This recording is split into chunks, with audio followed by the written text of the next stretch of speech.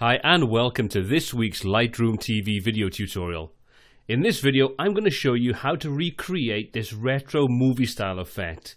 We're going to go through step by step how to create it. I've also got a free preset you can download and the link is in the description below alongside a link to all of the other free presets that we offer.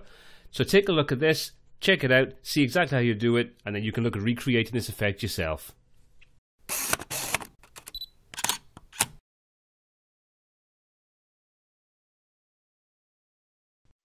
So here's the image we started off with, and as you can see it's quite different to the end result that we're aiming for. So what I'm going to do in this video is, like I always do, I'm going to go through the develop module one step at a time, and I'm going to show you the settings that I've used. Like I say, there's also a free preset, and what I would say is all our presets are starting points, so every image is going to have its own characteristics. So going through the video to see how all the different things are done and what I do to tweak to get the effect that I want, it's going to give you a good insight into how you can tweak it for the image that you're applying it to. So without any further ado, let's take a look at what we've got to work with. So let's just jump over to the basics panel on the right hand side. Let's expand that out and let's go through all the things I want to do. Now at the moment I want to change the actual color balance of this image. I'm going to take it over to the yellow side. I want to make it even more vibrant. So we're going to boost this up by about plus 10, 12, somewhere around that sort of point. As you can see, that really sort of boosts the yellows in the image, and we're going to do the opposite now with the tint. We're going to drop that down into the yellows. So I'm going to drop this down to about minus 40, 45, somewhere around there. Yep, that's looking good. As you can see, it looks a little bit on the rubbish side right now, but stick with me. So the exposure and the contrast all look fine on this, and I'm going to leave the highlights, shadows, and whites. The only thing I'm going to do is I'm going to drop the blacks down. I'm going to push those right the way down to about minus 68, minus 70, somewhere around there. Yep, that's looking good. Now we're going to come down to the presence section. We're going to drop the clarity down. I don't want to have a nice sharp image. I want to make this slightly softer. So we're going to take this down to about minus 30, just to give it a sort of nice hazy effect or sort of softness to it.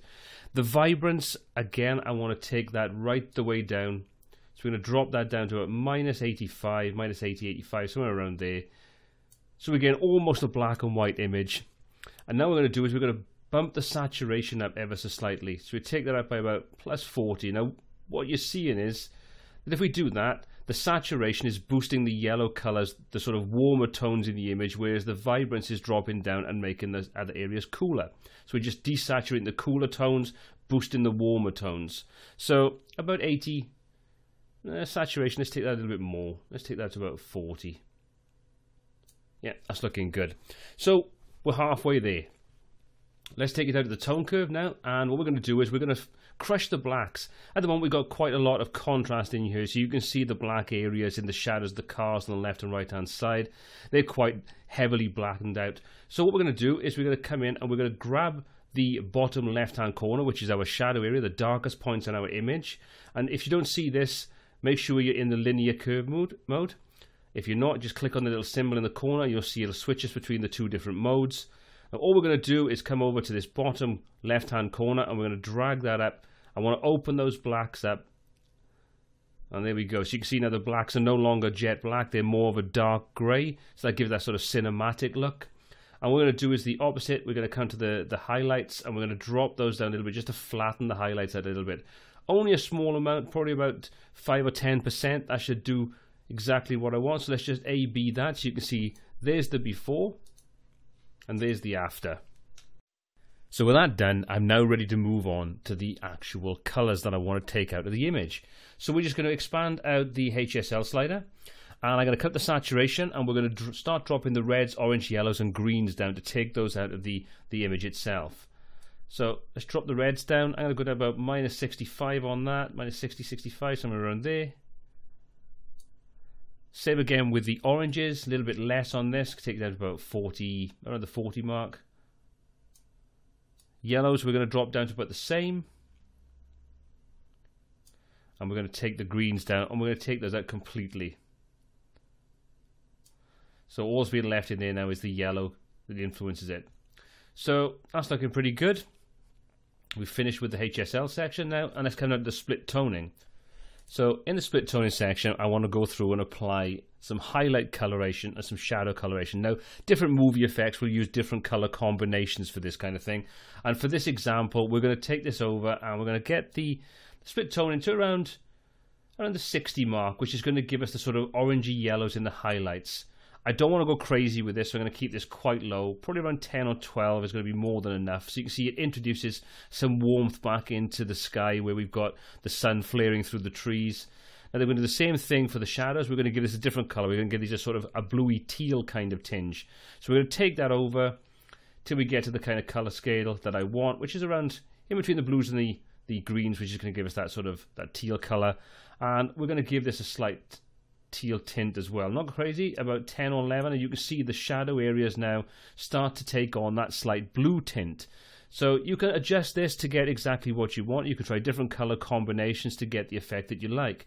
So let's just take a look at the before and take a look at the after. You can see it's quite subtle, but the image now starts to cool down, gets more of a green tinge to it, and like I say, we put some warmth back up into these highlights and where the sun's coming through. So we're pretty much done with the effect. Now obviously there's other things you can do to this, and depending upon the image, I'd normally come down to the effects panel and I'd probably apply a vignette. But what I'm also going to do, and I think it works well with this, is I'm going to use the dehaze control just to give it a little bit of a boost. So I'm going to take that up. I'm not going to go crazy with it, but take it a fair way up. Let's take a look at before and after. You can see it just crushes it down a little bit more. And if I take the vignette, bring that down just to sort of darken those edges off and bring the subject into the main focal point. So I'm going to leave it there pretty much. So before we wrap this up, let's take a look at what we started off with and where we've ended up. So this is our final result, and we started with this image. So you can see there's a considerable difference between the two. The one on the right, the one we've worked with, has that much more cinematic feel to it. We've cooled everything down, give it a sort of slight color tint, and I think it gives it a really good moody effect. Well, that's all there is to this particular effect. Like I say, if you want to grab the preset, it's in the description below. But hopefully what you've found in this video is how to do this for yourself and what we're doing and why we're doing it. Well, if you've got any comments, questions, or feedback on this video or anything else we cover on the channel, please pop those in the comment section below. Don't forget to give the video a thumbs up if you enjoyed it and hit that subscribe button. Until next time, take care.